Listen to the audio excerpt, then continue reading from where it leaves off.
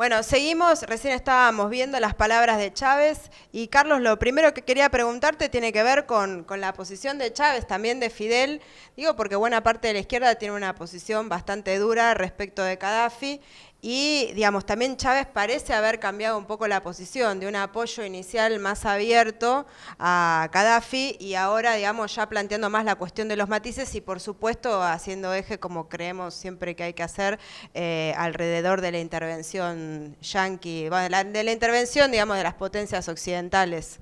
Sí, yo creo que Hugo Chávez y Fidel lo que están diciéndole al mundo y comunicando es que hay un enemigo principal que está aprovechando una situación.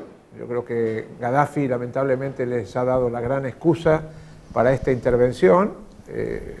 Mi posición es que Gaddafi era un hombre en los años 60-70 y es otro después de ese periplo antiimperialista. Construyó relaciones non santas con el imperialismo y con su enemigo, con quienes le mataron a su hija, y fue entregando uno a uno cada una de las conquistas que había conseguido como líder antiimperialista. Y ahora, por un problema de tranza, de negocios, porque acá lo que se está discutiendo es el petróleo libio, que es un petróleo excelente a nivel del índice de petróleos, debe ser uno de los mejores porque está prácticamente refinado. Nosotros decíamos la otra vez, va del pozo casi al consumidor, casi sin pasar por refinería. Y bueno, esto le ha provocado, sobre todo la intervención norteamericana viene después de la derrota en Egipto, viene después de la derrota en Túnez y empiezan a realinearse y a tratar de recuperar terreno. Ya lo vimos moviendo a su ficha en el Medio Oriente, como es Arabia Saudí, invadiendo Bahrein, y también tratando de aprovechar esta situación libia, que es compleja porque no todos los rebeldes son rebeldes, no todos los soldados libios son maravillosos. Sé que te quería preguntar eso, porque algunas de las imágenes que circulan de los rebeldes tienen un armamento, no sé, en algún momento me dio la sensación si no estábamos asistiendo a esas imágenes actuadas prefabricadas como en su momento pasó en el Golfo. No, evidentemente armas tienen, no se la han arrebatado al ejército libio en su mayoría, sino que han entrado seguramente de contrabando en el marco de todos estos que están armando esta conspiración y esta intervención, pero lo que no tienen es el espíritu de guerreros. O sea, las fotos y las imágenes que vemos no es un ejército regular, no es siquiera una guerrilla. Cuando empieza a avanzar el ejército libio retroceden y huyen despavoridos. Sin la intervención occidental este problema ya estaría liquidado, o sea, ya Gaddafi hubiera entrado a Benghazi con sus tropas el primer día de los bombardeos de la OTAN, pero el tema no es ese, el tema es que unos y otros en realidad lo que están discutiendo es quedarse con el petróleo. De hecho, ya están los barcos petroleros, hay un barco petrolero turco sirviéndole de apoyo económico a los rebeldes que van a venderle ese petróleo y dicen que van a comprar armas. Todo esto lo veremos. Pero han fraccionado Libia. De hecho, acá hay un antes y un después. Gane quien gane, Libia, va a haber dos Libias. Libia libre, Libia pro-occidental, pro-yanqui, pro-OTAN, y la Libia de Gaddafi en el mejor de los casos. Si es que Gaddafi no se toma el barco como se lo están ofreciendo y posiblemente el trance también, porque no es un líder antiimperialista, no es un revolucionario, es un hombre que ha hecho negocios con su pueblo y con la fuente de riqueza de su pueblo, que es el petróleo. Ahora, desde enero del año pasado, estamos viendo estos levantamientos que empezaron en Túnez, Egipto, y parecieran ser como una ola que recorren muchos países del Medio Oriente. ¿Podríamos pensar, más allá de cómo evoluciona posteriormente esto, la existencia de un movimiento de masas que abarca a todo el mundo árabe, que inclusive tuvo en algún tipo de reflejo en Libia y que sobre esto por ahí se monta o el imperialismo opera? Sí, sí, hay una rebeldía, hay un hartazgo. Nosotros titulamos en el último número del periódico nuestro la gente estalló de hartazgo. O sea, siempre hemos dicho que las masas árabes no se mueven y que tenían déspotas, tiranos, dictadores, reyes, que no entendíamos cómo no se levantaban. No se levantaban porque los aplastaban a tiros, los hacían desaparecer. Ahora, si hacemos la historia de cada uno de estos países, hay centenares o miles de desaparecidos, al estilo de lo que pasó en América Latina, y esto ha estallado. La situación de Egipto es una prueba clara de eso, lo de Túnez también. Estamos hablando de Bahrein, 200 años de dinastía, 200 años. Lo de Yemen, el 30 y pico de años de Saleh gobernando. Ahora lo de imperialismo dice Saleh se tiene que ir, pero hasta ahora Saleh era un hombre de ellos. Lo que pasa es que el imperialismo está perdiendo terreno con sus fichas y entonces está tratando de recolocar a otros que de alguna manera conserven la posibilidad de mantener buenas relaciones con ellos. Por ejemplo, en Egipto, que hubo una revolución en serio, voltearon a Mubarak, pero ya la intervención del imperialismo hizo que una fracción del ejército ya se planteara no romper las relaciones con Israel, mantener las muy buenas relaciones con Estados Unidos, y ahora estará en el pueblo egipcio conformarse o seguir avanzando.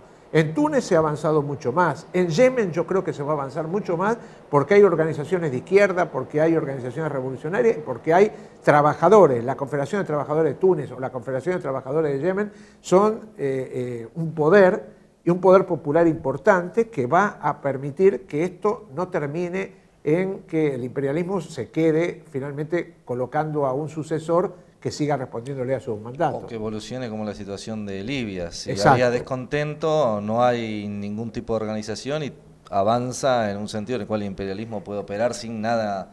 Hay una diferencia con Libia. Es verdad que el pueblo libio no estaba pasando hambre. Sí, eso siempre tenía un nivel de vida bastante alto porque la renta petrolera daba para que Gaddafi llenara sus bolsillos, pero también para repartir. Es distinto a Egipto, es distinto a Yemen, ahí sí, Marruecos, 60% de población analfabeta, con un control policial y militar estrictísimo, y todavía no ha estallado de lo suficiente, y además ocupando el Sahara Occidental y peleando contra el Polisario.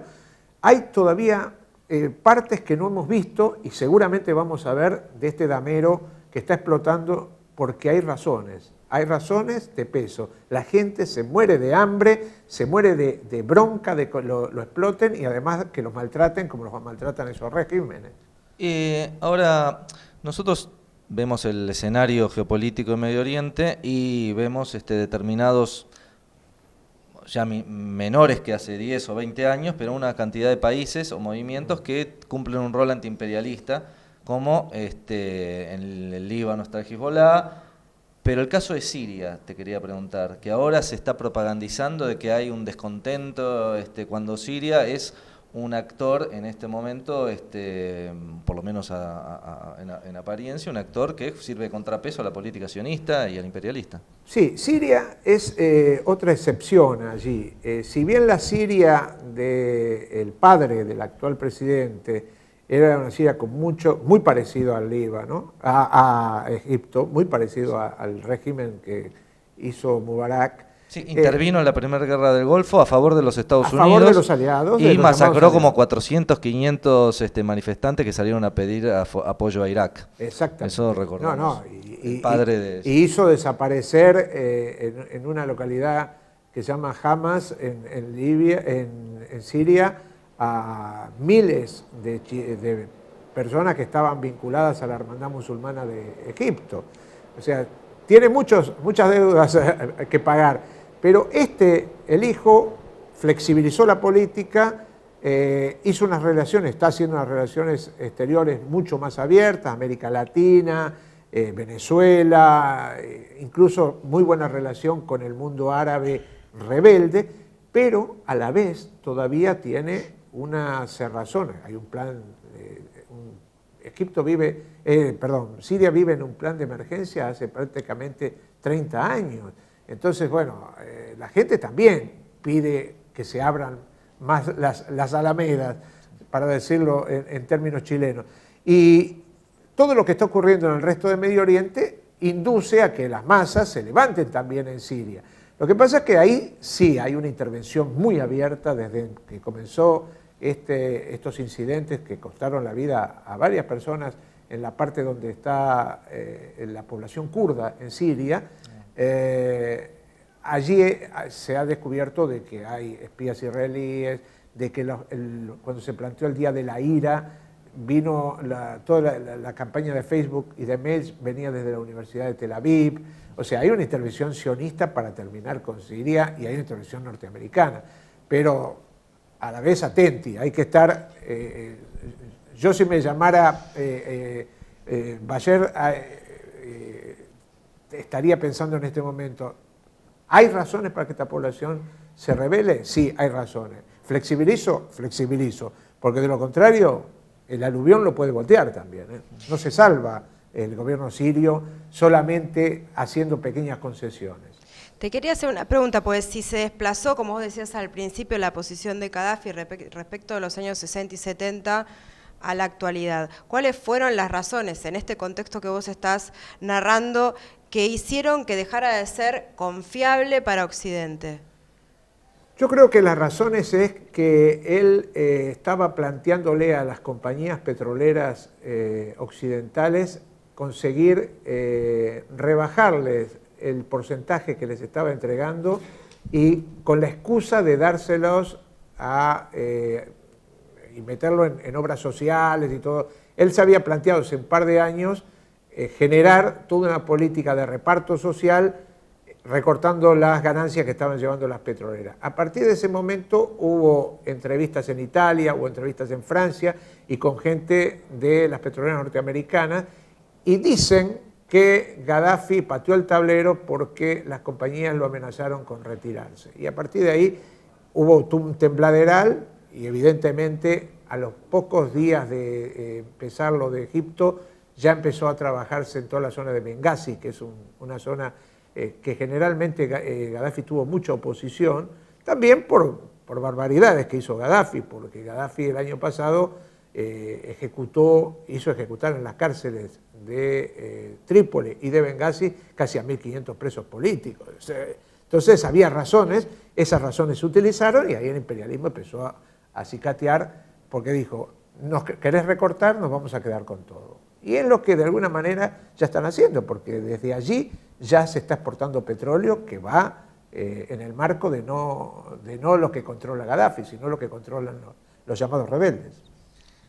Y si nosotros tuviéramos que pensar, porque es muy confuso una génesis de este conflicto en Libia en términos de cronología, ¿es cierto la existencia, como los demás países, de manifestaciones que primero fueron pacíficas y posteriormente, después de represiones violentas, se transformaron en manifestaciones armadas? En muy pocos casos. Se dio en Egipto, en algunos momentos de la rebelión, donde intervinieron algunos grupos organizados en comando para boicotear la refinería de petróleo y un gasoducto. En otros casos se tomó un pequeño cuartel, en el caso de Túnez se liberó a presos, en el caso de Bahrein también, pero me parece que todavía no se puede hablar de organizaciones estructuradas como organizaciones armadas, sino creo que hay un espontaneísmo y un cansancio y un hartazgo de la gente que en algunos casos estalla como manifestación pacífica o de bronca en la calle, y en otros también hay el recurso de las armas como para castigar a quienes los están castigando siempre. No creo que vaya por ahí. Yo creo que por ahora son manifestaciones populares muy importantes, estamos hablando de todos los días 100.000, 40.000, 50.000 personas moviéndose en la calle, y lo de Egipto fue un ejemplo maravilloso, porque Egipto fue la manifestación espontánea y después la organización popular para sostener la manifestación, ¿verdad? Con hospitales de campaña, con guarderías para los niños, una cosa importantísima en ese sentido.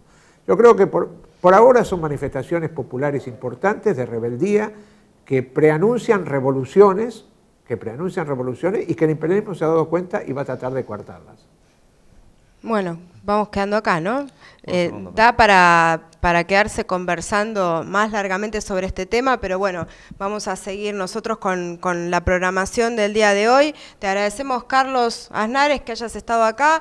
Resumen Latinoamericano lo pueden ver también por Barricada TV, sale los martes a las 9 de la noche y sale por Argentinísima, ¿no? Argentinísima satelital. Bien, ahí se lo puede. ¿A qué hora está? ¿Qué días y horas? Los lunes a las 23:30. Los lunes a las 23:30. Así que bueno, seguimos con más Barricada TV. Estamos en Querandíes 4290, Capital Federal. Se pueden acercar en el 4º piso de la recuperada IMPA. Gracias por acompañarnos. Bueno, gracias a vos, Carlos. Gracias.